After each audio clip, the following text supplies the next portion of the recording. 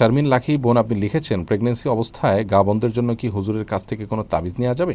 নবী করিম সাল্লাল্লাহু আলাইহি সাল্লাম নিজে কখনো তাবিজ ব্যবহার করেননি, কাউকে তাবিজ দেননি, এবং সাহাবায়ে কেরামও সচরাচর চিকিৎসার জন্য কোরআনে কারিমের সূরা পড়ে ঝাড়ফুঁক করেছেন, এটি প্রমাণিত বর্ণিত।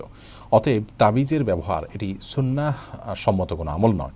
দু একজন সাহাবী থেকে এ বিষয়ে যে বর্ণনা পাওয়া যায়, সে বর্ণনার নানামুখী ব্যাখ্যা বা বিভিন্ন রকম ব্যাখ্যা পাওয়া যায়।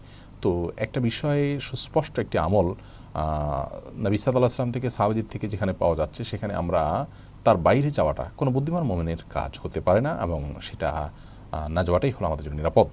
হ্যাঁ, আপনার এরকম পরিস্থিতি, অর্থাৎ প্রেগনেন্সির সময় আপনি দুষ্ট জিনের দ্বারা প্রভাবিত হতে পারেন মনে হলে, তিনকুল পড়ে তিনকুল, তিনবার কুলুহাল্লাহ, কুলুফালা, কুরাব্বিনাস তিনবার পড়ে ফু দিয়ে রাত্রে শরীর মুছবেন, সকাল সন্ধ্যা পড়বেন, এবং যতবার পারেন পড়বেন, মুছবেন, সূরা ফাতিহা পড়ে ফু দিবেন, এবং সূরা বাকারা তেলাওয়াত করবেন। এ জাতীয় যে আমলগুলো আছে সকাল সন্ধ্যার আমল সহ, সেগুলো বেশি বেশি করবেন।